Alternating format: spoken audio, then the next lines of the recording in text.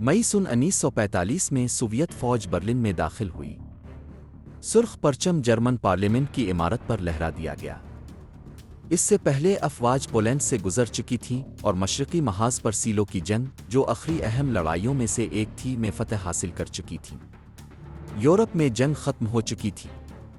Soviet union मज़ीद मजबूत होकर उभरी और बर्र-ए-आज़म के मशरक़ी हिस्से के कई ममालिक पर अपना असर और रसूख बढ़ा दिया। फतह के साथ एक नया दौर शुरू हुआ।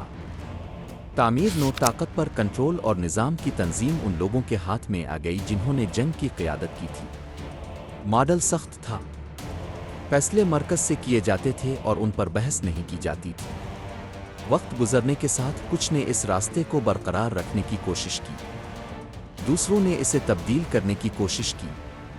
कुछ तेज़ी से ज़वाल का शिकार हुए। एक को गिरफ्तार करके फांसी दी गई, दूसरा किसी दूर दराज मकाम पर जला वतन कर दिया गया। जंग के बाद वो लोग जिन्होंने इक़्तिदार हासिल किया, उन्होंने किया और उनका अंजाम किया हुआ।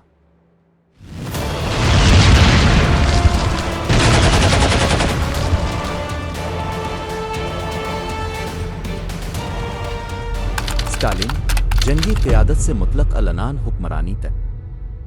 दूसरी जंग अजीम के दौरान यूसुफ स्टालिन ने ज़ाती तौर पर सुर्ख फ़ौज के सुप्रीम कमांडर की हैसियत से फ़ौजी कार्रवाइयों की क़यादत की।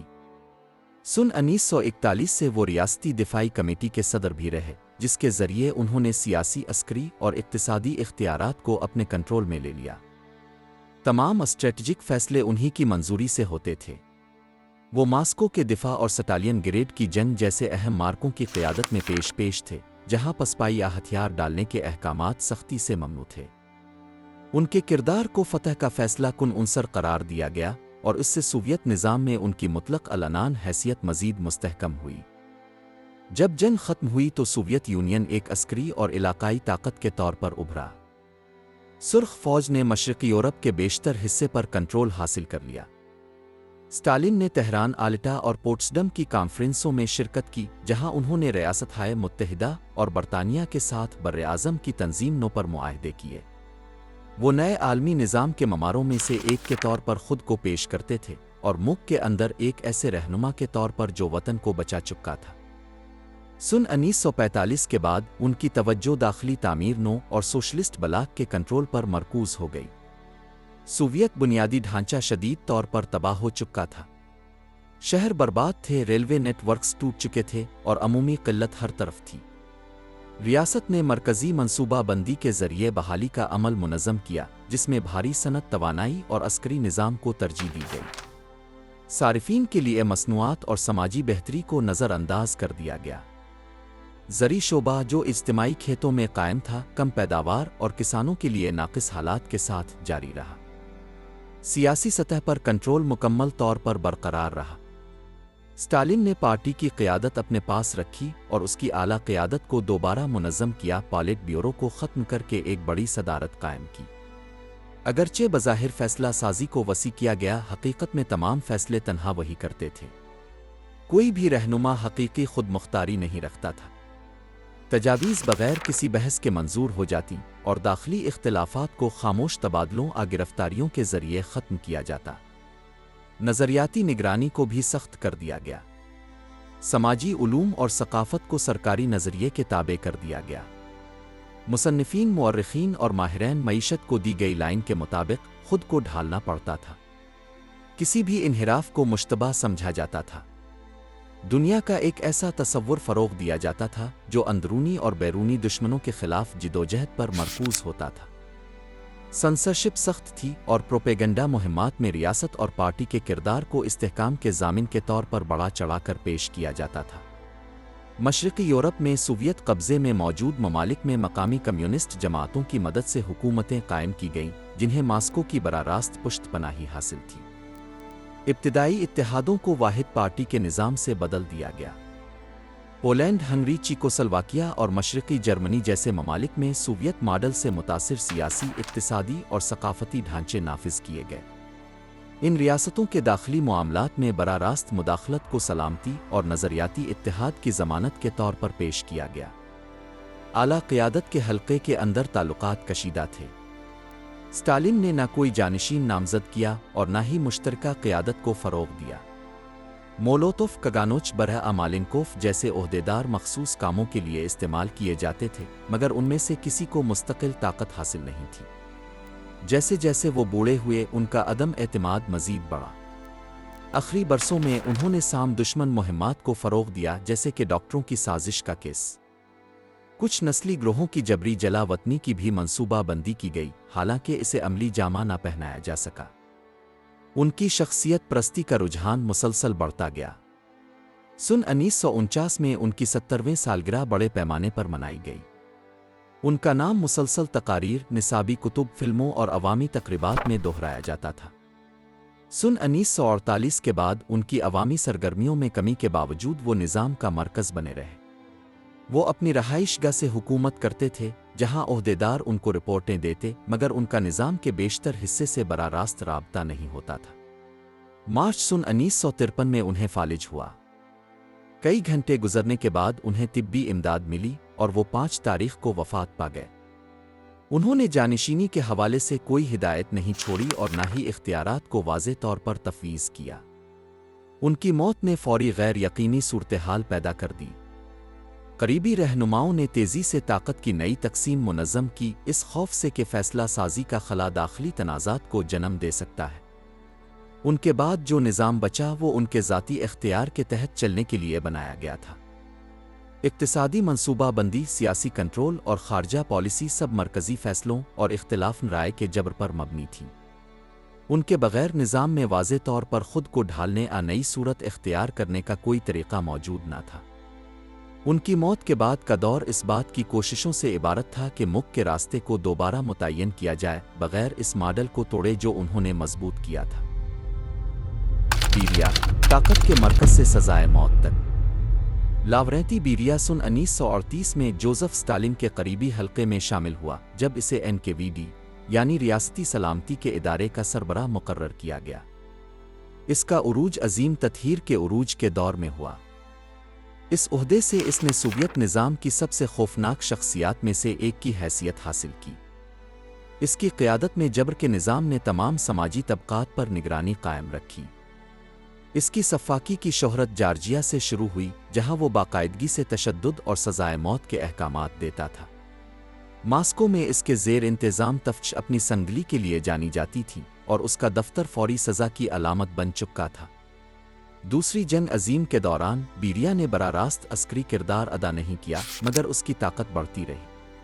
वो दाखिली सलामती का ज़िम्मेदार रहा। इसने इन अक़लियतों की बड़े पैमाने पर मुक़बदरी की निगरानी की जिन पर दुश्मन के साथ ताउन का इल्ज़ाम था, और NKVD के ज़रिए नज़्म व ज़ब्त कायम रखा। इसने सन 1940 में कातीन में पोलिश अफसरान के कत्ल की मंसूबाबंदी की और गोलाग कैंपों का इंतज़ाम संभाला, जिनकी आबादी को जंग के दौरान मजदूरी के तौर पर इस्तेमाल किया गया। अगरचे वो शाज़ व नादिर ही अवामी तौर पर नज़र आता था, वो अहम तरीन फ़ैसलों में शरीक होता था, हमेशा स्टालिन के मातहत, मगर लाखों की ज़िंदगी और मौत पर हकीकी असर और रसूख रखता था। सन 1945 में फ़तह के बाद बीरिया को मज़ीद इख्तियारात दिए गए। हुकूमत में इसका दर्जा मुस्तहकम हो गया और वो सोवियत जोहरी प्रोग्राम जैसे स्ट्रेटजिक मामलात में भी शामिल हो गया। इसने तजर्बाती मराकिज़ की तामीर की निगरानी की और एटमी बम के लिए इंसानी व मादी वसाइल पर कंट्रोल हासिल किया। इसकी कारकर्दगी को मुअस्सिर समझा गया। सन 1949 में पहली कामयाब एटमी आजमाइश के बाद इसे अवामी सतह पर सराहा गया। इस लम्हे के गवाहों के मुताबिक वो मुतमईन दिखाई दिया, अगरचे मोहतात अंदाज में। इन बरसों के दौरान बीरिया अंदरूनी तत्हीर में भी शरीक रहा। मालिनकोफ के साथ मिलकर इसने ज़दांफ की मौत के बाद उसके हिमायती हल्के को तोड़ने में मदद की। ज़दांफ से मुंसलिक कई अफसरान को गिरफ्तार करके फांसी दी गई, जो कि स्टालिन के हल्के में आम ताकत की जिदोजहद का अक्स था। बीरिया एक मुबहम शख्सियत था, निज़ाम पर कंट्रोल के लिए कारामद, लेकिन पॉलिट ब्यूरो के साथियों के लिए खौफनाक। स्टालिन के साथ उसके ताल्लुकात में वो अवामी सतह पर फर्मा बरदार नज़र आता था। अहम निजी तौर पर वो आमरीत से नफ़रत का इजहार करता था। मार्च सन 1953 में स्टालिन की मौत के बाद बीरिया ने इस बेएहतराम को छुपाया नहीं। अगले दिनों में वो मुतहर्रिक और पुरएतमाद नज़र आया। वो जनाजे के दौरान सबसे नुमायां रहनुमाओं में शामिल था اور طاقت کی ابتدائی تقسیم میں شریک رہا۔ اس نے وزارت داخلہ (MVD) کا کنٹرول سنبھالا، جس نے اس وقت ریاستی سلامتی کی سابقہ وزارت (MGB) کو بھی جذب کر لیا تھا۔ اس انضمام سے اسے سیاسی پولیس، جیلوں اور پارٹی کی نگرانی پر بے مثال اختیار حاصل ہو گیا۔ اس مقام سے اس نے فوری اصلاحات کو فروغ دیا۔ اس نے سفید کوٹوں کی سازش کے نام سے معروف مقدمے میں ملوث ڈاکٹروں کو رہا کیا اور عوامی سطح پر اعلان کیا کہ ثبوت جعلی تھے۔ اس نے دیگر پچھلے مقدمات پر نظر ثانی کی تجویز دی اور گولاگ کے قیدیوں کی رہائی کی اجازت دی۔ اس کا ارادہ دہشت کو حکومت کے آلے کے طور پر استعمال کرنے کی ضرورت کو کم کرنا تھا۔ ان اقدامات کو پارٹی کے کچھ حلقوں میں ابتدائی حمایت ملی، مگر دوسرے حلقوں میں خوف بھی پیدا ہوا۔ خارجہ پالیسی میں اس نے اہم تبدیلیوں کی تجویز دی۔ اس نے مشرقی یورپ کے ممالک پر کنٹرول میں نرمی کی بات کی اور مقامی کمیونسٹ حکومتوں سے زیادہ لچکدار رویہ اپنانے کی تجویز دی۔ خفیہ طور پر اس نے یوگوسلاویہ سے دوبارہ رابطہ قائم کیا، جس کی اسٹالن سے علیحدگی کو غداری سمجھا گیا تھا۔ اس کے علاوہ اس نے سوویت یونین کے اندر غیر روسی جمہوریت کو رعایتیں دینے کی بات کی تاکہ نسلی تناؤ کم کیا جا سکے۔ ان اقدامات کو مرکزی نظام سے ہٹ کر سیاسی حمایت حاصل کرنے کی کوششوں کے طور پر دیکھا گیا۔ اپنی ان حرکتوں کے باوجود بیریا اپنے ساتھیوں کے لیے خطرہ سمجھا جاتا تھا۔ اس کا سلامتی کے نظام پر غلبہ اسے خطرناک بناتا تھا۔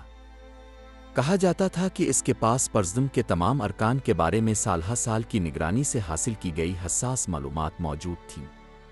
خروشیف اور مالینکوف نے اسے ہٹانے کی سازش شروع کی۔ بیریا اعتماد میں آ کر کوئی احتیاطی تدبیر اختیار نہ کر سکا۔ جون سن 1953 میں پرزدم کے اجلاس کے دوران اچانک اسے گرفتار کر لیا گیا۔ خروشیف نے اس آپریشن کو مارشل ژوکوف کے ساتھ مربوط کیا، جس نے فوجی تعیناتی کی نگرانی کی۔ بیریا کو کریملن سے گاڑی میں نکال کر فوجی تحویل میں منتقل کر دیا گیا۔ اس کی گرفتاری چند دن بعد عوامی طور پر اعلان کی گئی۔ 2 جولائی کو مرکزی کمیٹی کے اجلاس میں اس کے جرائم بیان کیے گئے: اختیارات کا ناجائز استعمال، نظریاتی انحراف اور ایک ناقابل اعتبار الزام یعنی برطانیہ کے لیے جاسوسی۔ الزامات متفقہ طور پر منظور کیے گئے۔ مقدمہ بند کمرے میں ہوا۔ بیریا کو سزا سنائی گئی اور اسی سال دسمبر میں اسے پھانسی دے دی گئی۔ اس کی زوال کے بعد پارٹی نے سیکیورٹی نظام کو ازسر نو منظم کیا۔ سن 1954 میں وزارت داخلہ کو دوبارہ تقسیم کر کے KGB کو ایک الگ ادارے کے طور پر قائم کیا گیا، جو خفیہ اطلاعات اور انسداد جاسوسی کا ذمہ دار تھا۔ ان اصلاحات کا مقصد کسی ایک فرد کے پاس دوبارہ اتنا طاقتور ہونا ممکن نہ بنانا تھا۔ بعد کی قیادت نے ان طریقوں کا مشاہدہ کیا جن سے بیریا کا عروج ممکن ہوا تھا، اور ان کے اعادے کو روکنے کی کوشش کی۔ بیریا کی شخصیت اسٹالن دور کے سوویت نظام کے انتہاؤں کا نچوڑ پیش کرتی ہے۔ وہ تطہیر کا ناظم، جبر کے نظام کا معمار اور بعد میں محدود تبدیلیوں کا حمایتی تھا جنہیں وہ کبھی عملی شکل نہ دے سکا۔ اس کا انجام انہی خوفوں کا نتیجہ تھا جو اس نے خود پیدا کیے تھے۔ جنگ کے بعد اقتدار میں اس کا دور جتنا مؤثر تھا اتنا ہی مختصر بھی۔ اس کی پھانسی کے بعد اس کا نام سرکاری تقاریر سے ہٹا دیا گیا اور عوامی ریکارڈ سے مٹا دیا گیا۔ دہائیوں تک سوویت تاریخ میں اس کا ذکر سرکاری طور پر نہیں کیا گیا۔ مالینکوف، ایک عارضی جانشین اور اس کا سیاسی زوال۔ گیورگی مالینکوف ان رہنماؤں میں سے تھا جنہوں نے جنگ اور بعد از جنگ کے سالوں میں اسٹالن کے نظام میں سب سے زیادہ ترقی کی۔ اس کا کیریئر تکنیکی اور تنظیمی ذمہ داریوں کے ذریعے آگے بڑھا، اور انتظامی امور میں مؤثر ہونے کی وجہ سے اس نے اسٹالن کا اعتماد حاصل کیا۔ دوسری جنگ عظیم کے دوران اس نے ہتھیاروں کی صنعت کے نظم و نسق اور محاذ پر انسانی وسائل کی فراہمی کے انتظام میں حصہ لیا۔ اگرچہ وہ کوئی نمایاں عوامی شخصیت نہ تھا، لیکن منصوبہ بندی کے اداروں اور پارٹی کے مرکزی دفاتر میں اس کا اثر و رسوخ خاموشی سے بڑھتا رہا۔ جنگ کے خاتمے پر مالینکوف اسٹالن کے قریبی ترین حلقے میں شامل ہو چکا تھا۔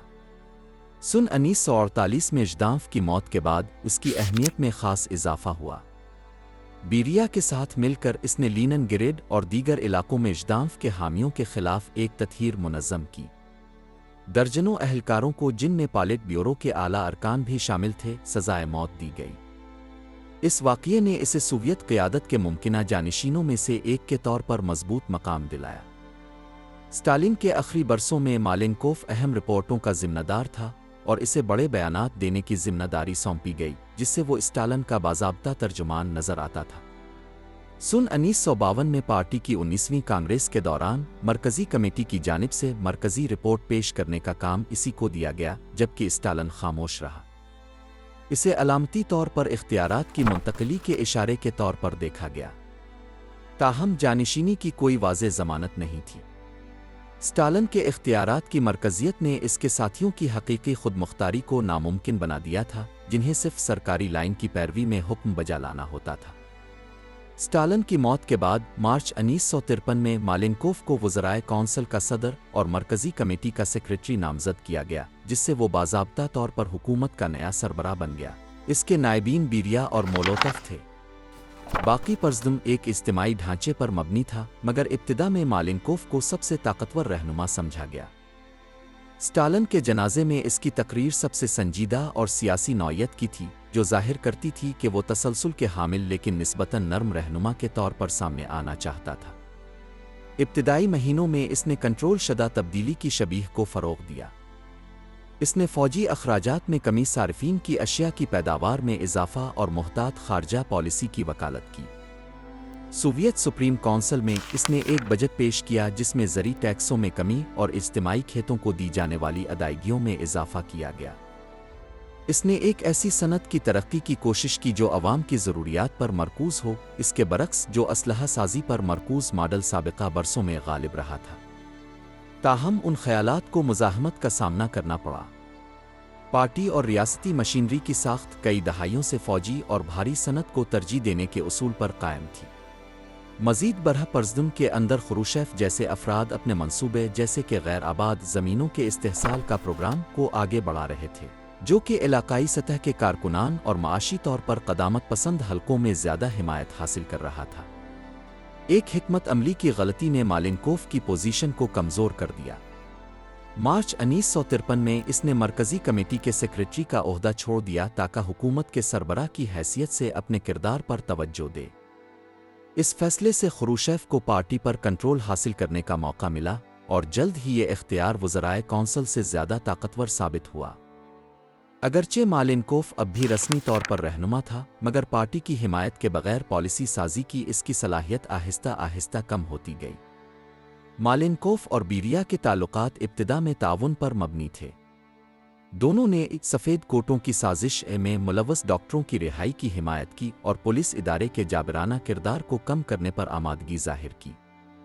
تاہم وزارت داخلہ میں بیریا کے اختیار کے بڑھنے سے دوسرے رہنماؤں میں خوف پیدا ہوا۔ مالینکوف نے خروشیف کی اس سازش کی حمایت کی جو جون 1953 میں بیریا کی گرفتاری پر منتج ہوئی۔ اس کارروائی نے حکومت میں عارضی طور پر اس کی پوزیشن کو مضبوط کیا۔ اس واقعے کے بعد مالینکوف نے مختصر طور پر اپنا اثر بڑھایا، مگر پارٹی کا کنٹرول خروشیف کے ہاتھ آ چکا تھا، جس نے اس کے خلاف حمایت اکٹھی کرنا شروع کر دی۔ 1954 میں مالینکوف کی پرزدم میں حیثیت کمزور ہوتی گئی۔ فروری 1955 میں اسے وزرائے کونسل کے صدر کے عہدے سے استعفیٰ دینے پر مجبور کیا گیا اور اس کی جگہ نکولائی بولگانین کو مقرر کیا گیا جو خروشیف کا حامی تھا۔ اگرچہ وہ پرزدم کا رکن رہا، اس کا کردار اب ثانوی ہو چکا تھا۔ برطرفی کے بعد اس نے مولوتوف اور کگانوچ کے ساتھ مل کر خروشیف کے خلاف اتحاد بنانے کی کوشش کی۔ 1957 میں ان تینوں رہنماؤں نے پرزدم کے اجلاس میں خروشیف کو معزول کرنے کی کوشش کی۔ اگرچہ انہوں نے ابتدائی طور پر اکثریت حاصل کر لی، مرکزی کمیٹی کو ہنگامی طور پر طلب کیا گیا اور بغاوت کو ناکام بنا دیا گیا۔ خروشیف نے اپنا اختیار مستحکم کیا اور تینوں کو پرزدم سے نکال دیا گیا۔ مالینکوف کو ثانوی عہدوں پر بھیج دیا گیا۔ اگلے برسوں میں اسے قازقستان میں ایک ہائیڈرو الیکٹرک پاور پلانٹ کا ڈائریکٹر مقرر کیا گیا۔ اس کے بعد وہ ریاست میں کبھی کسی اعلیٰ عہدے پر فائز نہ ہوا۔ اس کی اقتدار میں مدت مختصر لیکن اہم رہی۔ وہ اسٹالن دور کی ساخت میں ایک اعتدال پسند متبادل کی نمائندگی کرتا تھا، مگر نئی سمت کو نافذ کرنے کے لیے اس کے پاس سیاسی قوت موجود نہ تھی۔ صارف پر مبنی معیشت کی طرف اس کا رجحان مغرب کے ساتھ زیادہ پرامن تعلقات کی تجویز اور پولیس تشدد کی مخالفت نے اسے اپنے بیشتر ہم عصر رہنماؤں سے ممتاز کیا۔ تاہم تنظیمی کمزوری اور کرشمہ کی کمی نے پارٹی کے اندر ایک پائیدار حمایت کا نیٹ ورک قائم کرنے میں اسے ناکام بنا دیا۔ مولوتوف ہٹلر کے ساتھ معاہدے سے خروشیف کے دور میں حاشیے تک۔ ویچی سلو مولوتوف بین الاقوامی سطح پر سوویت یونین کی سب سے نمایاں سرکاری آوازوں میں شامل تھا۔ بطور وزیر خارجہ اس نے مغربی طاقتوں کے ساتھ کلیدی مذاکرات کی قیادت کی اور عالمی سیاست کے اہم لمحات میں کرملن کی نمائندگی کی۔ وہ سن 1939 میں نازی جرمنی کے ساتھ عدم جارحیت کے معاہدے پر دستخط کرنے میں مرکزی شخصیت تھا اور جنگ کے دوران اتحادیوں کے ساتھ سفارتی کانفرنسوں میں مذاکرات کار اور ترجمان کے طور پر سرگرم رہا۔ اس کا کیریئر سوویت نظام کے ابتدائی برسوں سے شروع ہوا، جس نے اسے اسٹالن کا سب سے مستقل ساتھی بنا دیا۔ دوسری جنگ عظیم کے دوران وہ ریاستی دفاعی کمیٹی میں نمایاں حیثیت رکھتا تھا۔ اسٹالن، مالینکوف اور دیگر اعلیٰ کمان کے ساتھ اس نے اسٹریٹجک فیصلوں میں حصہ لیا۔ بین الاقوامی معاہدوں پر دستخط، سفارتی مشنز کی ہم آہنگی اور اتحادیوں کے ساتھ تعلقات برقرار رکھنے کی ذمہ داری اسی پر تھی۔ اس نے لندن اور واشنگٹن کا سفر کیا اور اہم کانفرنسوں میں کرملن کی نمائندگی کی۔ اس کا سخت انداز اور منضبط زبان اسے ایک مشکل لیکن مؤثر سفارتکار بناتی تھی۔ جنگ کے اختتام پر وہ وزیر خارجہ کے طور پر کام کرتا رہا۔ مشرقی یورپ میں سوشلسٹ بلاک کی تشکیل کے دوران اس نے خارجہ پالیسی کی قیادت کی۔ اس نے ان مذاکرات میں حصہ لیا جن کے ذریعے پولینڈ، ہنگری، چیکوسلواکیہ اور مشرقی جرمنی جیسے ممالک میں کمیونسٹ حکومتیں قائم کی گئیں۔ اقوام متحدہ کی سلامتی کونسل اور تخفیف اسلحہ، سرحدوں اور اقتصادی تعاون پر ہونے والی بین الاقوامی کانفرنسوں میں اس نے سوویت موقف کو بھرپور طریقے سے پیش کیا۔ اسٹالن کی موت کے بعد سن 1953 میں مولوتوف کو اقتدار کی ابتدائی تقسیم میں شامل کیا گیا۔ وہ وزیر خارجہ اور وزرائے کونسل کا نائب صدر مقرر ہوا۔ تاہم اس کی حیثیت نوجوان رہنماؤں جیسے خروشیف اور اصلاح پسندوں جیسے مالینکوف کے مقابلے میں کمزور ہونے لگی۔ اگرچہ وہ اعلیٰ قیادت میں شامل رہا، مگر اس کا کردار زیادہ تر قدامت پسند تھا اور وہ اکثر پرزم میں سامنے آنے والی تبدیلیوں کی تجاویز کی مخالفت کرتا تھا۔ جیسے جیسے خروشیف نے پارٹی پر اپنی گرفت مضبوط کی، مولوتوف تنہا ہوتا گیا۔ خروشیف کی اصلاحی سوچ مولوتوف کی اسٹالن کے ورثے اور اس کے قائم کردہ مرکزی ماڈل کے دفاع سے متصادم تھی۔ سن 1956 میں پارٹی کی 20ویں کانگریس کے دوران خروشیف نے اپنا خفیہ خطاب پیش کیا جس میں اس نے اسٹالن کے جرائم کو بے نقاب کیا۔ مولوتوف نے اسے روکنے کی کوشش کی اور تجویز دی کہ کانگریس کا مرکزی موضوع اسٹالن لینن کے کام کا وارث ہو۔ وہ اپنا موقف نافذ نہ کر سکا۔ خروشیف کو پرزدم کی اکثریت کی حمایت حاصل تھی۔ مولوتوف کو اس دور کی کھلی تنقید سننا پڑی جس کا وہ خود ایک مرکزی کردار تھا۔ اس نے کانگریس کے رخ کی مخالفت کی مگر اسے بدلنے میں ناکام رہا۔ اس لمحے سے اس کی پوزیشن واضح طور پر کمزور ہو گئی۔ سن 1957 میں مالینکوف اور کگانوچ کے ساتھ اس نے پرزدم کے ایک اجلاس میں خروشیف کو معزول کرنے کی کوشش کی۔ انہوں نے ابتدائی طور پر اکثریت حاصل کر لی اور پہلے سیکریٹری کے عہدے کو ختم کرنے کی تجویز دی، اس امید پر کہ خروشیف کی قیادت کا خاتمہ ہو جائے گا۔ مگر خروشیف نے مرکزی کمیٹی کی حمایت حاصل کر لی اور مارشل ژوکوف کے ساتھ مل کر اس کے ارکان کو ماسکو بلایا۔ کمیٹی کے مکمل اجلاس نے خروشیف کی حمایت کی اور تینوں سازشوں کو معزول کر دیا۔ مولوتوف کو پرزدم اور پارٹی سیکریٹریٹ سے نکال دیا گیا۔ ایک علامتی فیصلے کے طور پر اسے منگولیا میں سفیر مقرر کیا گیا۔ وہ ریاست کی بااثر ترین شخصیات میں سے ایک معمولی سفارتی عہدے پر پہنچ گیا جو سیاسی مرکز سے دور تھا۔ یہ تبدیلی نہ صرف اس کی ذاتی زوال کی نمائندگی تھی بلکہ نئی سوویت طاقت کی صف بندی میں اسٹالن نواز پرانی قیادت کی شکست کا اظہار بھی تھی۔ اگلے برسوں میں مولوتوف ایک مبہم حالت میں زندگی گزارتا رہا۔ اگرچہ اسے گرفتار جسمانی طور پر صاف نہیں کیا گیا مگر وہ مؤثر سیاست سے باہر ہو چکا تھا۔ اس کا نام اخبارات سے غائب ہو گیا اور اس کا تاریخی کردار سرکاری دستاویزات میں کم کر دیا گیا۔ اس نے یادداشتیں لکھنے پارٹی کے کسی پروگرام میں شرکت نہیں کی۔ نجی طور پر وہ اس ماڈل کا دفاع کرتا رہا جس کی تشکیل میں اس نے حصہ لیا تھا۔ اس نے स्टालिन दौर के इकदामात पर न कोई पशेमानी जाहिर की और न ही किसी तज्जिये का इंदिया दिया। मोलोतोव के लिए एक सबसे ज़ाती वाक़या इसकी बीवी पॉलिना जमचूज़िया की गिरफ्तारी थी, जो स्टालिन की आखिरी तत्हीर के दौरान हुई। अगरचे वो सन 1956 में बहाल हो गई, ये वाक़या पार्टी की क़यादत के साथ उसके ताल्लुकात पर असरअंदाज हुआ। गोलाग के लाखों कैदियों की रिहाई, जो 20वें कांग्रेस के बाद हुई, इसके पहले के सरगर्म किरदार से मुतसादिम थी और यही तज़ाद इसे निज़ाम के नए सियासी मंसूबों से बाहर रखने का एक सबब बना। इसकी मुकम्मल अलहदगी सन 1961 में हुई, जब इसे कम्युनिस्ट पार्टी से निकाल दिया गया। इस साल की कांग्रेस ने राय दी कि स्टालिनिज़्म से इसकी वफादारी पार्टी की मौजूदा समत के साथ मुताबकत नहीं रखती। अगरचे वो सन 1957 से किसी ओहदे पर नहीं था, बाज़ाब्ता इखराज ने इसकी ज़िंदगी में किसी बहाली की तमाम उम्मीदों को ख़त्म कर दिया। अगले बरसों में वो मीडिया से दूर मास्को में गैर रस्मी निगरानी में रहा। इसने इंटरव्यूज़ देने से इनकार किया, याददाश्तें शाये नहीं की और सिर्फ पुराने साथियों से निजी राब्ते में रहा। वो सन 1986 में 96 बरस की उम्र में वफ़ात पा गया, बग़ैर किसी सरकारी बहाली के। इसका कैरियर सोवियत इक़्तिदार की तारीख़ में सबसे तवील में शुमार होता है।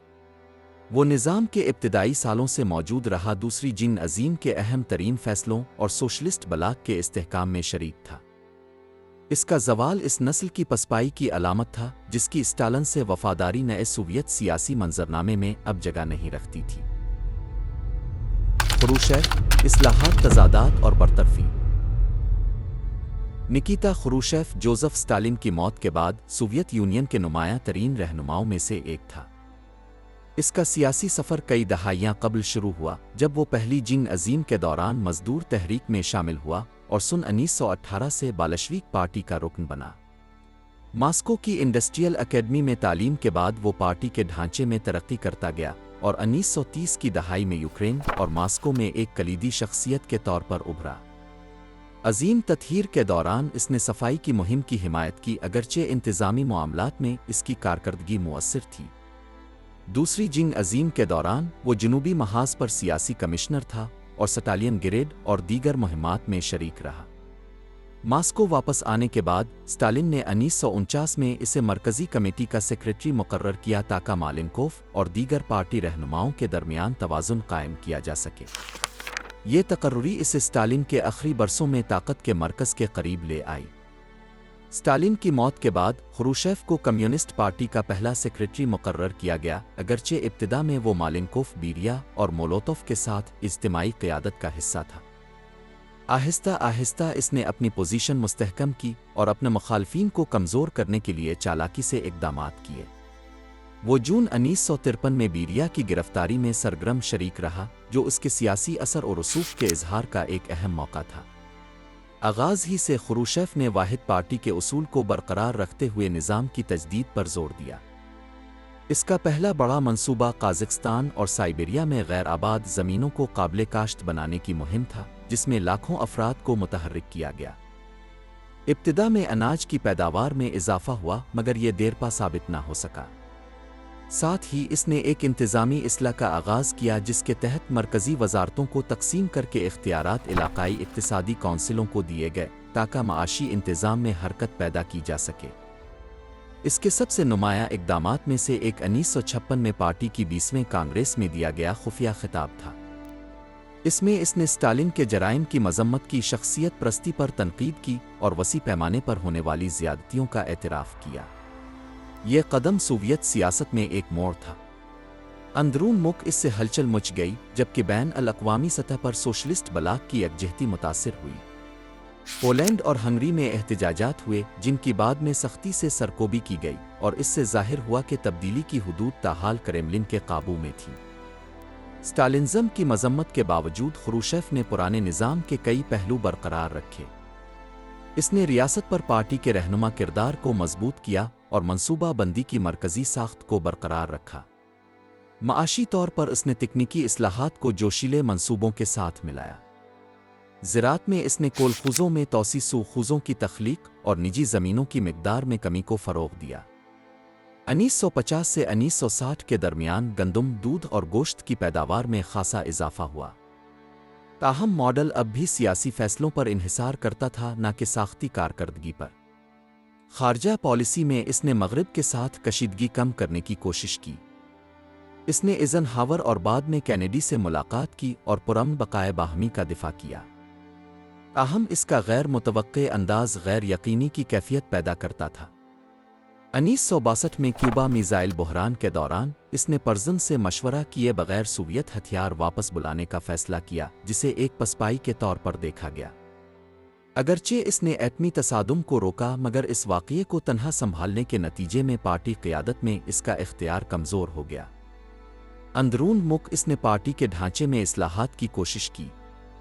1961 میں اس نے عہدوں کی میعاد پر پابندیاں لگائیں، جس سے درمیانے درجے کے عہدیداروں میں تشویش پھیلی۔ اس نے علاقائی کمیٹیوں کو زراعت اور صنعت کی شاخوں میں تقسیم کیا، جس سے انتظامی تکرار پیدا ہوئی۔ ان فیصلوں نے مقامی حکام اور پرزم میں ناراضی بڑھا دی، جہاں اس کی اصلاحات کو منمانی اور غیر مؤثر سمجھا گیا۔ نظریاتی سطح پر اس نے کمیونزم کے بارے میں پرامید بیانیہ اپنایا۔ اس نے دعویٰ کیا کہ سوویت یونین ماوارن زندگی میں سرمایہ داری کو پیچھے چھوڑ دے گا۔ گھروں کی بڑے پیمانے پر تعمیر صارفین کی کھپت میں اضافہ اور خوراک کی بہتری بظاہر اس کی تائید کرتے تھے۔ تاہم ساختی عدم توازن برقرار رہا۔ بھاری صنعت اب بھی ترجیحی شعبہ تھی، اور اصلاحات سرمایہ کاری کے عمومی رجحانات میں تبدیلی نہ لا سکے۔ 1963 میں ایک خراب فصل کی وجہ سے اناج درآمد کرنا پڑا، جو اس کے زرعی ماڈل کی حدود کو ظاہر کرتا تھا۔ خروشیف نے ثقافتی زندگی پر بھی اثر ڈالا۔ اس نے سولجنیتسن کی ایوان دینیسووچ کی ایک دن کی زندگی جیسی تنقیدی تحریروں کی اشاعت کی اجازت دی۔ ادب، سینما اور موسیقی میں ایک مختصر کھلا دور آیا۔ تاہم جب کچھ مصنفین نے پارٹی کی حدود عبور کی تو پابندیاں دوبارہ نافذ ہو گئیں۔ سنسرشپ واپس آ گئی، اگرچہ اسٹالن کے زمانے سے کم سخت انداز میں۔ اس کا ذاتی انداز اختلافات پیدا کرتا تھا۔ وہ مقبولیت پسند جوش اور اچانک فیصلوں کو ملاتا تھا۔ وہ تکنیکی امور میں براہ راست مداخلت کرتا تھا اور ماہرین کو نظر انداز کرتا تھا۔ اقوام متحدہ میں اس نے ایک تقریر کے دوران میز پر جوتا مارا، جس سے اس کی غیر متوقع قیادت کی شبیہ کو تقویت ملی۔ اسی وقت وہ عہدے جمع کرتا گیا اور ذاتی شہرت کا خواہش مند رہا، حالانکہ اس نے شخصیت پرستی کی تنقید کی تھی۔ روزانہ اس کی تصاویر اخبارات میں شائع ہوتی اور اس کے خاندان کو سیاسی فوائد حاصل تھے، جیسے کہ اس کے داماد کا اخبار ازویستیا او کا سربراہ بننا۔ اکتوبر 1966 میں مرکزی کمیٹی کے پرزم نے اسے برطرف کر دیا۔ اس کے مخالفین برژنیف، سوسلوف اور کوسیگن کی قیادت میں دلیل دی کہ اس کی قیادت غیر متوازن رہی ہے۔ اس کی برطرفی خاموشی سے انجام دی گئی۔ تعطیلات سے واپسی پر اسے ایک اجلاس میں لایا گیا جہاں اس سے استعفیٰ طلب کیا گیا۔ اس نے بغیر مزاحمت کے استعفیٰ دیا اور سمجھ گیا کہ اس کا وقت ختم ہو چکا ہے۔ اسے سبکدوشی کی اجازت دی گئی اور وہ سن 1971 میں ماسکو میں وفات تک تمام سیاسی سرگرمیوں سے دور رہا۔ برژنیف، استحکام، جمود اور زوال۔ لیونیڈ برژنیف سوویت سیاست میں خانہ جنگی کے بعد کی نسل کے نمائندہ رہنما کے طور پر ابھرا۔ وہ 1906 میں یوکرین میں ایک روسی مزدور خاندان میں پیدا ہوا۔ 1930 کی دہائی میں کمیونسٹ پارٹی میں شامل ہوا اور اپنی نظم و ضبط اور حالات سے مطابقت کی صلاحیت کے باعث نمایاں ہوا۔ اس کا سیاسی عروج دوسری جنگ عظیم کے دوران مستحکم ہوا، جب وہ جنوبی اور یوکرین کے محاذوں پر سیاسی کمشنر کے طور پر خدمات انجام دیتا رہا۔ جنگ کے بعد خروشیف کے ساتھ اس کے تعلق نے اسے فائدہ دیا اور وہ مالدووا میں اہم عہدوں پر تعینات ہوا۔ بعد میں پارٹی کے مرکزی ادارے میں شامل ہوا۔ 1966 میں اس نے نکیتا خروشیف کی برطرفی میں حصہ لیا۔ اسے کمیونسٹ پارٹی کا پہلا سیکریٹری مقرر کیا گیا، جسے بعد میں سیکریٹری جنرل کا لقب دیا گیا۔ ابتدا میں وہ کوسیگن اور پوڈگورنی جیسے دیگر رہنماؤں کے ساتھ اجتماعی قیادت میں شامل تھا، مگر وقت کے ساتھ اس نے خود کو مرکزی شخصیت کے طور پر منوایا۔ اس کا ابتدائی مقصد سابقہ برسوں کے ہنگاموں کے بعد انتظامی نظم کو بحال کرنا تھا۔ اس نے خروشیف کی کئی اصلاحات کو منسوخ کیا، مرکزی وزارتوں کو بحال کیا اور پارٹی کی کمیٹیوں میں قائم شعبہ جاتی تقسیم کو ختم کر دیا۔ اقتصادی سطح پر اس نے تسلسل کو ترجیح دی۔ اگرچہ اس نے کوسیگن کو کچھ غیر مرکزی اصلاحات کی اجازت دی، مگر منصوبہ بندی کے مرکزی اصولوں کو بدلنے کی کسی کوشش کو روک دیا۔ 1965 سے 1970 کے درمیان زراعت اور صنعت میں ابتدائی ترقی نے اس کے اختیار کو مضبوط کیا، تاہم یہ پیش رفت رفتہ رفتہ رکنے لگی۔ 1970 کی دہائی میں پیداوار میں کمی آئی، تکنیکی جدت محدود رہی اور بیوروکریسی مزید جامد ہو گئی۔ بڑے پیمانے پر سرمایہ کاری کے باوجود نتائج متناسب نہ تھے۔ اس کے باوجود ایک نسبتی فلاحی پالیسی برقرار رکھی گئی، حقیقی اجرتوں میں اضافہ کیا گیا، مکانات کی تعمیر کو فروغ دیا گیا اور سماجی خدمات میں توسیع کی گئی۔ 1980 تک گھریلو اشیاء اور بنیادی ضروریات تک رسائی 50 کی دہائی کے مقابلے میں بہتر ہو چکی تھی، تاہم ساختی عدم توازن برقرار رہا۔ زراعت اب بھی بڑے سبسڈی پر انحصار کرتی تھی اور سوویت یونین اناج کا باقاعدہ درآمد کنندہ بن چکا تھا۔ معیشت کا بڑا انحصار تیل و گیس کی برآمدات پر تھا، جن کی قیمتوں میں 70 کی دہائی میں اضافے نے ایک بڑے مالیاتی بحران کو روکے رکھا۔ خارجہ پالیسی میں برژنیف نے سوویت بین الاقوامی وقار کو برقرار رکھنے کی کوشش کی۔ اس نے ریاستہائے متحدہ کے ساتھ اوڈیٹنٹے کو فروغ دیا، نکسن اور کارٹر کے ساتھ اسلحہ محدود کرنے کے معاہدوں پر دستخط کیے۔ وہ واشنگٹن گیا اور مغربی رہنماؤں کو ماسکو میں خوش آمدید کہا۔ ساتھ ہی اس نے ایشیا، افریقہ اور لاطینی امریکہ میں انقلابی تحریکوں کی بھرپور حمایت کی، کیوبا اور ویتنام جیسے اتحادیوں کے ساتھ عسکری تعاون بڑھایا۔ 1979 میں افغانستان پر حملے نے اس پالیسی کو موڑ دیا، جس سے ایک طویل بحران شروع ہوا، مغرب کے ساتھ تعلقات بگڑ گئے اور اندرونی دباؤ میں اضافہ ہوا۔ برژنیف کا ثقافتی نظم جزوی برداشت اور منتخب جبر کا امتزاج تھا۔ اگرچہ محدود سطح پر تنقید کی اجازت دی گئی، لیکن وہ کام جو نظام اسٹالن کے ماضی پر سوال اٹھاتے، ان پر پابندیاں عائد کی گئیں۔ اختلاف رائے رکھنے والے افراد جیسے آندرے سخاروف الیگزینڈر سولشنتسن کے خلاف مسلسل دباؤ رہا۔ سامی زدت کا غیر سرکاری نظام نظریات اور ادب کی خفیہ ترسیل کا ذریعہ بن گیا۔ سیاسی نگرانی اور خود سنسرشپ نے اس دور کی فکری زندگی پر غلبہ پا لیا۔ برژنیف کے تحت اقتدار کی ساخت ایک عمر رسیدہ اشرافیہ میں بدل گئی۔ پولیٹ بیورو کے اراکین کی اوسط عمر مسلسل بڑھتی گئی اور نسل نو کی جگہ روکی گئی۔ پارٹی کے ڈھانچے کو برژنیف نے دنیپروپیٹروفسک سے اپنے وفادار افسران سے بھر دیا، جس سے ایک تابعدار مگر غیر تخلیقی نیٹ ورک وجود میں آیا۔ اہم فیصلے اتفاق رائے سے لیے جاتے، جس سے کھلے اختلافات تو کم ہوئے مگر بامانی اصلاحات بھی ناممکن ہو گئیں۔ یہ استحکام ریاست کے اندرونی حلقوں میں جمود کے طور پر دیکھا جانے لگا۔ ذاتی سطح پر برژنیف نے خود کو ایک خوش اخلاق رہنما کے طور پر پیش کیا، اگرچہ اس نے ذاتی مراعات بھی حاصل کی۔ اس نے اپنے خاندان کے اندر اقربا پروری کو برداشت کیا اور اختیارات کے حلقوں میں بدعنوانی کی اعلیٰ سطحوں کو تسلیم کیا۔ اس کی صحت 1980 کی دہائی میں شدید متاثر ہوئی۔ وہ کئی بیماریوں میں مبتلا تھا، مسلسل دوائیاں لیتا تھا اور مستقل طبی نگہداشت کی ضرورت تھی۔ اس کے باوجود وہ عہدے پر قائم رہا، ایک ایسے ماحول کے باعث جو اس کے سبکدوش ہونے کے سیاسی اثرات سے خائف تھا۔ نظام کی جمہوریت نے منظم اقتدار کی منتقلی کی تیاری کو روکے رکھا۔ 1980 سے 1982 کے درمیان عوامی امور میں اس کی شرکت نمایاں طور پر کم ہو گئی۔ اس کی حاضریاں نایاب تھیں اور رابطے محدود ہو گئے تھے۔ در حقیقت فیصلے اوسٹیوف، اندروپوف، گرومیکو اور چرنینکو جیسے شخصیات کرتی تھیں، جو ایک غیر رسمی اجتماعی قیادت قائم کر چکے تھے۔ مؤثر قیادت کی غیر موجودگی سے بدانتظامی بڑھ گئی۔ اسی دوران اس کے خاندان میں بدعنوانی کے اسکینڈلز کی خبریں گردش کرنے لگیں، جنہیں سیاسی مخالفین جیسے کہ جی بی کے اندروپوف نے ہوا دی۔ برژنیف 10 نومبر 1982 کو وفات پا گیا۔ اس کا جنازہ رسمی انداز میں منعقد ہوا، مگر پارٹی اشرافیہ نے جذباتی سوگ کا کوئی اظہار نہ کیا۔ اگرچہ اسے سرکاری اعزازات دیے گئے، اس کی رخصتی کو کئی رہنماؤں نے نجات کے طور پر دیکھا۔ اسے مارشل کی یونیفارم اور تمام اعزازات کے ساتھ ریڈ اسکوائر میں دفن کیا گیا۔ اس کی حکومت کا دور، جو استحکام اور بہتری کے وعدے سے شروع ہوا تھا، ایک ایسے نظام کے ساتھ اختتام پذیر ہوا جو مفلوج ہو چکا تھا اور معاشی، سماجی اور سیاسی مسائل کا مؤثر جواب دینے سے قاصر تھا۔ یوری اندروپوف، نگرانی اور ناکام اصلاحات کے درمیان यूरी इंद्रुपोव ने नवंबर 1982 में लियोनिड ब्रेज़नेव की मौत के बाद सोवियत यूनियन की क़यादत संभाली। इसका सियासी कैरियर वसी था। वो 1914 में एक मुतवस्सित तबके के ख़ानदान में पैदा हुआ।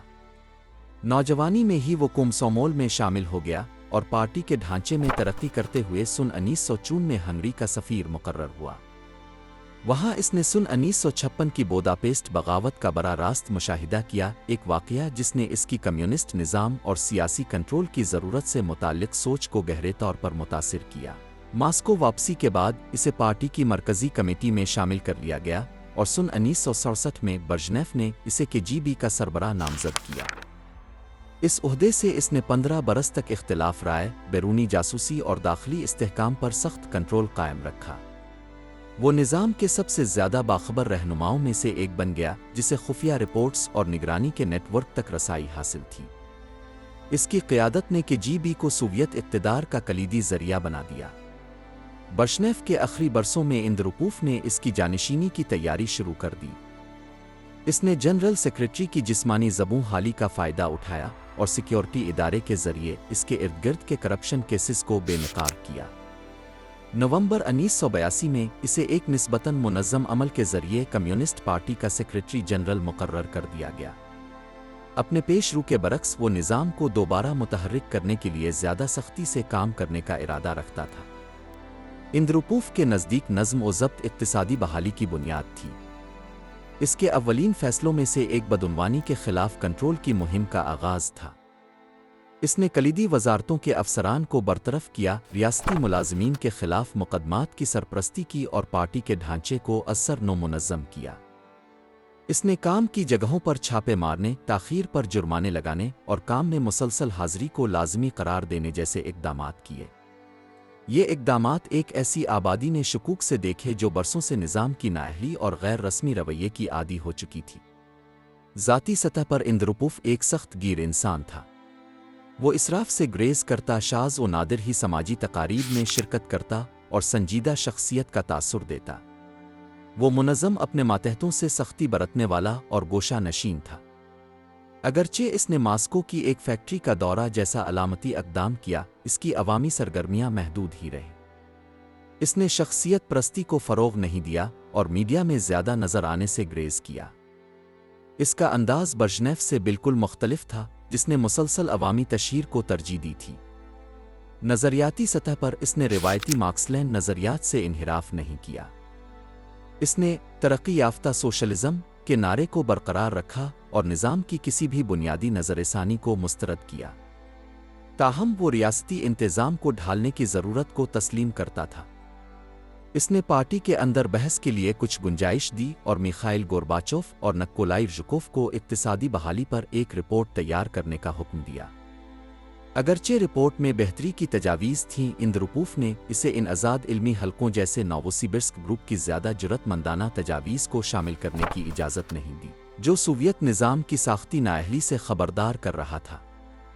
इसके नुमाया इक़दामात में नए अफसरान की तरक्की भी शामिल थी। इसने गोर्बाचोव, लिगाचोव और ज़ुकोव जैसे नौजवान रहनुमाओं के उरूज को फ़रोग़ दिया। इसने पार्टी के मरकज़ी ढांचे को दोबारा मुनज़्ज़म किया ताकि ब्रेज़नेव दौर में तरक्की पाने वाले बुज़ुर्ग अफसरान का असर कम किया जा सके।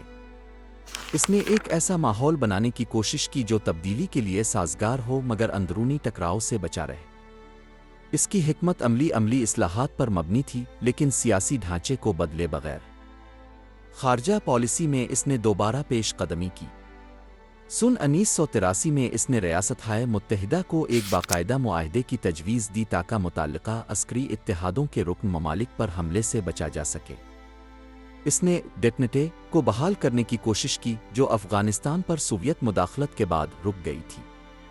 ताहम मग़रिब में इसकी शबी के जीबी के माजी से जड़ी रही। रोनाल्ड रेगन ने इसे बुराई की सल्तनत का नुमाइंदा करार दिया और सोवियत तजावीज़ को मुस्तरद किया।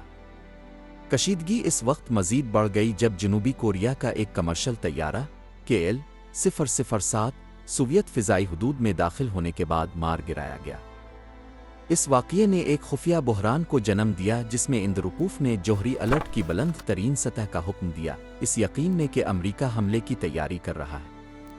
इसी दौरान इसकी सेहत तेज़ी से बिगड़ने लगी। وہ گردوں کے ایک دائمی مرض کا شکار تھا جس کی وجہ سے اسے طویل مدت تک آرام کرنا پڑتا۔ سن 1983 کی بہار سے وہ پولیٹ بیورو کے اجلاسوں میں باقاعدہ شرکت نہیں کر پاتا تھا۔ اس کے احکامات اس کی رہائش گاہ سے بھیجی گئی تحریری ہدایات کے ذریعے پہنچائے جاتے۔ عملاً اقتدار پرزدم کے دیگر اراکین کی طرف منتقل ہونے لگا، خاص طور پر کونستانتین چرنینکو اور میخائیل گورباچوف کی جانب، جو باری باری اجلاسوں کی صدارت کرتے تھے۔ اگرچہ وہ گورباچوف کو اپنا جانشین بنانا چاہتا تھا، مگر اس میں وہ کامیاب نہ ہو سکا۔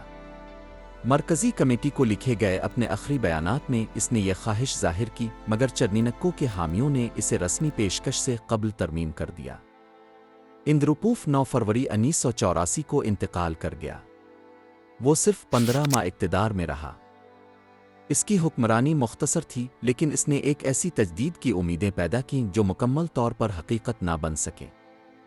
اس کی وفات پر بہت سے اصلاح پسندوں نے اسے ایک عبوری شخصیت کے طور پر دیکھا۔ بعض کے لیے وہ ایک محتاط لیکن مضبوط اصلاح کا موقع تھا، دوسروں کے لیے وہ کافی دور تک نہیں گیا۔ اپنے مختصر دورن حکومت میں وہ صوبائی پہلے سیکرٹریوں میں سے 5ویں حصے کو برطرف کرنے، چند صنعتی اشاریوں کو بہتر بنانے اور پارٹی کے اندر محدود سطح پر اصلاحی نظریات کی گردش کی اجازت دینے میں کامیاب رہا۔ تاہم اس کی محتاط حکمت عملی، محدود وقت اور کمزور صحت نے اس کے منصوبوں کی وسعت کو محدود کر دیا۔ کونستانتین چرنینکو، ایک دور کے اختتام پر کمزور قیادت۔ کونستانتین چرنینکو کو فروری 1984 میں یوری اندروپوف کی وفات کے بعد کمیونسٹ پارٹی کا سیکرٹری جنرل منتخب کیا گیا۔ اس کی تقرری سوویت قیادت کے اندر ایک سمجھوتے کا نتیجہ تھی۔ اگرچہ وہ شدید بیمار تھا، مگر اسے ایک ایسے شخص کے طور پر دیکھا جاتا تھا جو نہ تو موجودہ راستے کو بدلے گا اور نہ ہی اقتدار کے مختلف دھڑوں کے مابین توازن کو بگاڑے گا۔ وہ کسی نئے منصوبے کی نمائندگی نہیں کرتا تھا، بلکہ برژنیف کے دور میں تشکیل پانے والی قدامت پسندانہ روش کا تسلسل تھا۔ چرنینکو کوئی نمایاں پرکشش شخصیت نہیں تھا۔ اس نے اپنی سیاسی زندگی پارٹی کے انتظامی ڈھانچے میں گزاری، زیادہ تر دفتری ذمہ داریوں میں۔ برژنیف کے ساتھ اس کا تعلق، جو سن 1950 کی دہائی سے قائم تھا، اسے 70 کی دہائی میں اعلیٰ عہدوں تک لے گیا۔ وہ 1976 سے مرکزی کمیٹی کا سیکرٹری رہا اور 1978 میں پولیٹ بیورو کا رکن بنا۔ وہ ہمیشہ پس منظر میں کام کرتا رہا، بغیر کسی نمایاں ذاتی خواہش کے۔ جب اس نے قیادت سنبھالی، اس کی جسمانی حالت پہلے ہی نازک تھی۔ اپنے مختصر دور میں اس نے کوئی اہم تبدیلیاں نہیں کیں۔ اس نے نہ اصلاحات تجویز کیں اور نہ ہی پچھلے فیصلے واپس لیے۔ حکومت کمزور تحریک کے ساتھ کام کرتی رہی۔ اس کا واحد نمایاں اقدام سائبیریا میں دریاؤں کے بہاؤ کو موڑنے والے ایک منصوبے کو جاری رکھنا تھا، جو سابقہ منصوبوں کا تسلسل تھا۔ یہ ایک مہنگا منصوبہ تھا جس کے ماحولیاتی اثرات مشکوک تھے اور ماضی کے تکنیکی رجحانات کی نمائندگی کرتا تھا۔ نہ کوئی نئی اقتصادی پالیسی زیر بحث آئی، نہ نظام کی جدید کاری کی کوئی تجویز۔ اس کی خراب صحت اسے زیادہ تر اجلاسوں سے دور رکھتی تھی۔ جب وہ عوام میں نظر آتا تو مختصر تقاریر کرتا، دوسروں کو اپنی جگہ پڑھنے دیتا۔ اہم فیصلے اجتماعی طور پر لیے جاتے، التوا میں ڈال دیے جاتے۔ ملک کے مسائل بدستور بڑھتے جا رہے تھے: زرعی پیداوار کمزور، صنعت غیر مؤثر، اختراع کی کمی اور سماجی بے اطمینانی۔ نئے رہنما کی جانب سے ان مسائل کا کوئی فعال حل نہیں آیا۔ ایسے ماحول میں دیگر رہنما ابھرنے لگے۔ میخائیل گورباچوف، جسے اندروپوف نے ترقی دی تھی، نے جب چرنینکو اجلاسوں میں شریک نہ ہو سکتا تو سیکریٹریٹ اور پولیٹ بیورو کے اجلاسوں کی صدارت سنبھالنی شروع کی۔ ایک جوان تر چہرہ اور اقتصادی نظم و نسق کی نظر ثانی کی تجاویز کے ساتھ وہ پارٹی کے اندر ایک نمایاں شخصیت بن گیا۔ بغیر ضوابط کی خلاف ورزی کے، اس نے براہ راست سیکریٹری جنرل سے ٹکر لیے بغیر اپنی حمایت حاصل کرنی شروع کی۔ قیادت کے گروہ کے اندر جانشینی پر کوئی اتفاق رائے نہیں تھا۔ کچھ شخصیات جیسے وکٹر گرشین اور گریگوری رومانوف خود کو وارث کے طور پر پیش کرنے کی کوشش کر رہے تھے، یہاں تک کہ اس مقصد کے لیے عوامی تقریبات بھی منعقد کی گئیں۔ تاہم ان میں سے کوئی بھی خاطر خواہ حمایت حاصل نہ کر سکا۔ چرنینکو کی موجودگی اقتدار میں توازن برقرار رکھنے کے لیے اہم تھی، حالانکہ سب جانتے تھے کہ اس کی قیادت عارضی ہے اور زیادہ دیر تک نہیں چل سکتی۔ مرکزی کمیٹی نے بھی اس کی تقرری پر جوش رد عمل ظاہر نہیں کیا۔ جب اسے عہدے پر باقاعدہ طور پر مقرر کیا گیا تو رد عمل سرد تھا۔ نہ تالیاں بجیں نہ طویل تقریریں ہوئیں۔ بیشتر افراد سمجھتے تھے کہ یہ ایک عارضی حل ہے تاکہ داخلی تنازعات سے بچا جا سکے۔ حقیقت میں ملک واضح رہنمائی کے بغیر ہی چل رہا تھا، ایک ایسے وقت میں جب معاشی اور سماجی دباؤ فوری فیصلوں کا تقاضا کر رہے تھے۔ اسی دوران وہ اقتصادی تجاویز جو اندروپوف نے تیار کروائی تھیں مشیروں کے درمیان گردش کر رہی تھیں۔ کچھ نوجوان رہنما جیسے رژکوف اور لیگاچوف ان کو استعمال کر کے نظام انتظام میں ممکنہ تبدیلیوں پر بحث کر رہے تھے۔ ابھی گہرے اصلاحات کی بات نہیں ہو رہی تھی، مگر اندرونی سطح پر روایتی سوچ سے ہٹ کر نئی تجاویز کا ایجنڈا تشکیل پا رہا تھا۔ چرنینکو کی صحت تیزی سے خراب ہوتی گئی۔ وہ طویل عرصے تک علاج میں گزارتا اور باقاعدہ سرگرمی جاری رکھنے کے قابل نہ رہا۔ 1985 کے اوائل میں وہ عوامی سطح پر تقریباً غائب ہو گیا۔ فیصلے اس کے نام پر کیے جاتے مگر عملی قیادت دیگر افراد کے ہاتھ میں تھی۔ حکومت کا نظم و نسق پولیٹ بیورو کے سرگرم ترین اراکین، خاص طور پر گورباچوف کے غیر رسمی معاہدوں پر چل رہا تھا، جو اس کی غیر موجودگی میں کئی اجلاسوں کی صدارت کرتا رہا۔ چرنینکو 10 مارچ 1985 کو وفات پا گیا۔ اس کی موت نے کوئی ہلچل پیدا نہ کی۔ جنازہ سادہ تھا، بغیر کسی بڑی جذباتی عقیدت کے۔ وہ صرف 1 سال سے کچھ ہی زیادہ عرصہ اقتدار میں رہا، بغیر کسی نمایاں فیصلے نئی تجویز کے۔ وہ برشنیف کی نسل کا آخری رہنما تھا۔ اس کا دور ایک ایسے مرحلے کا خاتمہ تھا جو 2 دہائیوں تک جاری رہا، جس کی خاصیت جمود اور تبدیلی کی بجائے کنٹرول کو ترجیح دینا تھی۔ اس کی جانشینی فوراً طے پا گئی۔ اگلے ہی دن گورباچوف کو پارٹی کا سیکریٹری جنرل منتخب کر لیا گیا۔ میخائیل گورباچوف، اصلاحات، بحران اور سوویت یونین کا خاتمہ۔ میخائیل گورباچوف نے 11 مارچ 1985 کو کونسٹانٹین چرنینکو کی وفات کے بعد سوویت یونین کی قیادت سنبھالی۔ وہ اسٹالن کے بعد اس منصب پر فائز ہونے والے سب سے کم عمر رہنما تھے۔ ان کی پیدائش 1931 میں روس کے جنوبی دیہی علاقے میں ایک کسان خاندان میں ہوئی۔ انہوں نے اپنی جوانی ایک کولخوز میں گزاری اور کھیتوں میں کام کرنے کے بعد ماسکو اسٹیٹ یونیورسٹی میں قانون کی تعلیم حاصل کی۔ اسٹاروپول واپسی کے بعد انہوں نے کومسومول کے ادارے میں کام شروع کیا، جہاں سے ان کا سیاسی سفر شروع ہوا۔ 70 کی دہائی میں وہ پارٹی میں اعلیٰ عہدوں پر فائز ہوئے اور 1980 میں پولیٹ بیورو میں داخل ہوئے۔ شروع ہی سے گورباچوف نے سوویت نظام کو نیا رخ دینے کا ارادہ ظاہر کیا۔ ابتدائی مہینوں میں انہوں نے انتظامیہ میں نوجوان چہروں کو متعارف کروا کر پرانے افسران کو تبدیل کیا۔ اقتصادی سطح پر انہوں نے بدعنوانی کے خلاف مہم چلائی اور پیداوار میں بہتری لانے کی کوشش کی۔ تاہم جلد ہی وہ اس نتیجے پر پہنچے کہ یہ اقدامات ناکافی ہیں۔ بحران کی جڑیں ساختی نوعیت کی تھیں اور اس کے لیے گہری اصلاحات درکار تھیں۔ 1986 میں انہوں نے 2 اہم تصورات پیش کیے: پیریست رویکا، اثر نو تشکیل، اور گلسنوست، کشادگی۔ پہلا تصور اقتصادی و انتظامی نظام کی اصلاحات سے متعلق تھا، جبکہ دوسرا اظہار رائے اور تنقید کی زیادہ آزادی سے جڑا ہوا تھا۔ اس کے بعد سنسرشپ میں نرمی آئی اور ذرائع ابلاغ، جامعات اور ثقافتی اداروں میں عوامی مباحثے شروع ہوئے۔ گورباچوف کا مقصد سوویت نظام کو ختم کرنا نہیں تھا، بلکہ اسے نئے حالات سے ہم آہنگ کرنا تھا۔ وہ کمیونسٹ پارٹی کو برقرار رکھنا چاہتے تھے، مگر نئی طرز حکمرانی کے ساتھ۔ انہوں نے ایسے قوانین کی حمایت کی جن کے تحت نجی کوپرٹوز قائم ہو سکیں اور ریاستی اداروں کو کچھ حد تک خود مختاری مل سکے۔ انہوں نے سوویت اداروں کے اندر ایسے انتخابات کا فروغ دیا جن میں 1 سے زائد امیدوار ہوتے، جو کہ نظام کے ابتدائی دنوں کے بعد پہلی مرتبہ ہوا۔ تاہم یہ اصلاحات ہر کسی کو پسند نہ آئیں۔ پارٹی کے کئی ارکان نے اپنے مراعات کھو جانے کا اندیشہ محسوس کیا۔ 1987 میں پولیٹ بیورو میں گورباچوف کے کچھ حامیوں نے ان سے دوری اختیار کر لی۔ اس کے باوجود وہ پیچھے نہ ہٹے۔ انہوں نے اختلافی آواز آندرے سخاروف کی واپسی کی اجازت دی اور ماضی کی تنقیدی کتب کی اشاعت کی حمایت کی۔ 1988 میں وہ مرکزی کمیٹی پر مزید غالب ہو گئے اور سوویت سپریم سوویت کے صدر منتخب ہو گئے۔ خارجہ پالیسی میں انہوں نے امریکی صدور ریگن اور بش سے ملاقاتیں کیں۔ انہوں نے از خود سوویت فوج کی تعداد کم کی اور افغانستان سے فوجیں واپس بلائیں۔ انہوں نے اعلان کیا کہ وارسا پیکٹ کے ممالک اپنے نظام خود چن سکتے ہیں، ماسکو کی مداخلت کے بغیر۔ یہ فیصلہ مشرقی یورپ میں کمیونسٹ حکومتوں کے خاتمے کا نقطہ آغاز ثابت ہوا۔ 1989 میں برلن کی دیوار گری اور جلد ہی تقریباً تمام ممالک میں کمیونسٹ حکومتیں ختم ہو گئیں۔ اگرچہ گورباچوف نے براہ راست ان تبدیلیوں کی قیادت نہیں کی، مگر انہوں نے انہیں روکا بھی نہیں۔ ان کی پالیسی نے یورپ میں غیر متشدد طریقے سے کمیونزم کے خاتمے کو ممکن بنایا۔ مغرب میں ان کے اس رویے کو سراہا گیا۔ انہیں متعدد اعزازات دیے گئے اور وہ ایک عرصے تک دنیا کی مقبول ترین شخصیات میں سے ایک رہے۔ مگر سوویت یونین کے اندر ان کی شبیہ مختلف تھی۔ بہت سے لوگ انہیں بدنظمی اور اقتصادی بگاڑ کا ذمہ دار سمجھتے تھے۔ 1989 اور 1990 کے درمیان سوویت ریاستوں نے زیادہ خود مختاری کا مطالبہ شروع کیا۔ بالٹک ریاستوں اور قفقاز میں قوم پرستانہ تحریکیں ابھریں۔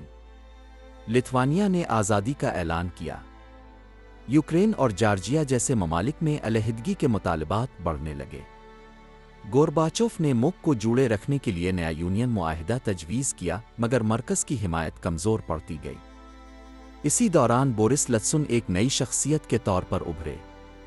انہوں نے کمیونسٹ پارٹی چھوڑ دی اور روسی جمہوریہ سے اپوزیشن کی قیادت کی۔ وہ روس کے سپریم سوویت کے صدر منتخب ہوئے اور گورباچوف کے اہم ترین حریف بن گئے۔ گورباچوف جہاں سوویت یونین کو بچانا چاہتے تھے، یلتسن آزاد روس کی جانب بڑھ رہے تھے۔ ان دونوں کے درمیان یہ مقابلہ یونین کے آخری برسوں میں طاقت کی تقسیم کو مزید واضح کر گیا۔ اگست 1991 میں قدامت پسند رہنماؤں کے ایک گروہ نے بغاوت کی کوشش کی۔ گورباچوف کو ان کی تعطیلات کے دوران نظر بند کر دیا گیا۔ یلتسن کی قیادت میں ماسکو میں بغاوت کی مخالفت کی گئی اور ناکام بنا دی گئی۔ اس واقعے کے بعد گورباچوف کی اقتدار پر گرفت مزید کمزور ہو گئی۔ کمیونسٹ پارٹی کو معطل کر دیا گیا اور ریاستوں نے باضابطہ طور پر آزادی کے اعلان کرنے شروع کر دیے۔ 25 دسمبر 1991 کو میخائیل گورباچوف نے سوویت یونین کے صدر کے طور پر استعفیٰ دے دیا۔ اگلے دن سوویت یونین باضابطہ طور پر ختم ہو گیا۔ وہ 6 برس تک اقتدار میں رہے۔ اس دوران انہوں نے نظام کو اندر سے بدلنے کی کوشش کی، مگر آخرکار وہی شخص بنے جس کی قیادت میں سوویت یونین کا خاتمہ ہوا۔ انہیں ایک اصلاح پسند کے طور پر یاد رکھا جاتا ہے جس نے آزادی کے لیے دروازے کھولے، لیکن جو اپنی پالیسیوں کے نتائج پر قابو نہ پا سکے۔ 40 سے زائد برسوں تک دوسری عالمی جنگ کے اختتام کے بعد اقتدار سنبھالنے والے سوویت رہنماؤں نے ملک کی تقدیر کا تعین کیا۔ کچھ نے اس ماڈل کو برقرار رکھنے کی کوشش کی جس کے استحکام میں انہوں نے کردار ادا کیا تھا۔ دوسروں نے اندر سے تبدیلی کی راہیں تلاش کیں۔ کچھ نے مکمل کنٹرول اپنے ہاتھ میں لیا اور اچانک اقتدار سے محروم ہو گئے، جبکہ کچھ نے تبدیلی کو فروغ دیا مگر ایک ایسے نظام کا سامنا کیا جو کسی بھی اصلاح کی مزاحمت کرتا تھا۔ وقت کا گزر تسلسل نہ لا سکا۔ کچھ برسوں تک اقتدار میں رہے تو کچھ مہینوں میں ہی ہٹا دیے گئے۔ مرکزیت پر مبنی منصوبہ بندی، مسلسل نگرانی اور پارٹی سے اطاعت 3 بنیادی ستون بنے رہے، چاہے قیادت کوئی بھی ہو۔ 1991 میں سوویت یونین کے خاتمے کے ساتھ ان رہنماؤں کا عہد بھی ختم ہو گیا جنہوں نے جرمنی پر فتح کے بعد ریاست کی قیادت سنبھالی تھی۔ کوئی بھی ایسا نہ تھا جو اقتدار کی ایک مستحکم تسلسل کو یقینی بنا سکے۔ ان کی زندگیوں کے سفر یہ دکھاتے ہیں کہ اقتدار کیسے منظم ہوا، کیسے قائم رہا اور بالآخر کیسے ختم ہو گیا۔